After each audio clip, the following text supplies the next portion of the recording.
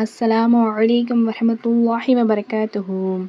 இன்று நாம் இந்த வீடியோவில் பார்க்க இருப்பது சூரத்துல் மஸத்.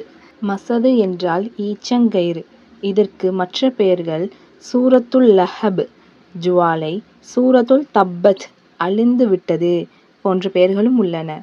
இது 111வது சூறாவாகும். இதன் மொத்த வசனங்களின் எண்ணிக்கை 5 ஆகும். அஊது பில்லாஹி மினஷ் ஷைத்வானிர் ரஜீம்.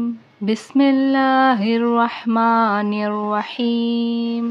தப்பத் அழியட்டும், யதா இரு கரங்கள், அபீலஹபின் அபுலஹபின், வதப்ப இன்னும் அவன் அழியட்டும், தப்பத் யதா அபீலஹபின் வதப் அபுலஹபின் 2 கைகளும் நாசமடைக, இன்னும் அவனும் நாசமாகட்டும்.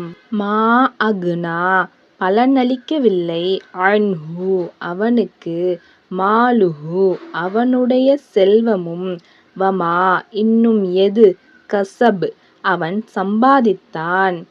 மா அக்னா அன்ஹு மாலுஹு வமா கஸப் அவனுடைய பொருளும் அவன் சம்பாதித்தவையும் அவனுக்கு பயன்படவில்லை. சயஸ்லா விரைவில் பற்றி எறிவார்கள், நாரன் நெருப்பில், ذات லஹபின் ஜுவாலையுடைய, சயஸ்லா நாரன் ذات லஹப் விரைவில் அவன் கொழுந்து விட்டெரியும் நெருப்பில் புகுவான்.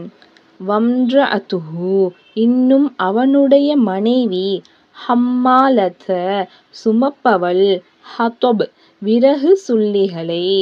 வம்ரஅத்துஹு ஹம்மாலத்துல் ஹதப் விறகு சுமப்பவளான அவனுடைய மனைவியோ, ஃபீ ஜீதிஹா அவளுடைய கழுத்தில், ஹப்லுன் கயிறுதான், மின் மஸத் ஈச்சம்பாலையின், ஃபீ ஜீதிஹா ஹப்லும் மின் மஸத் அவளுடைய கழுத்தில் முறுக்கேறிய ஈச்சங்கயிறுதான், அதனால் அவளும் அழிவாள்.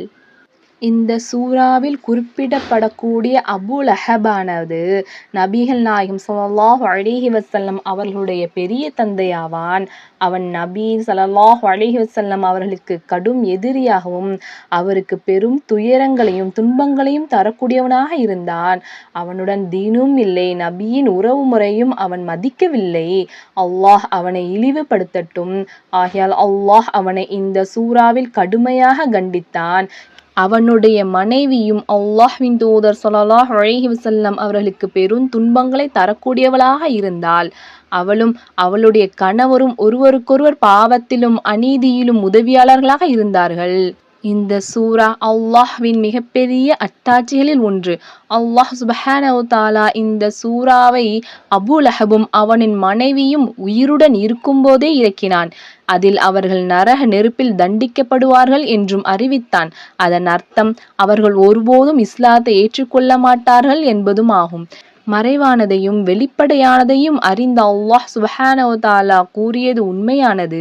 இந்த சூறாவை முழுமையான அர்த்தம் அறிந்து நாம் அனைவரும் ஓதுவோமாக.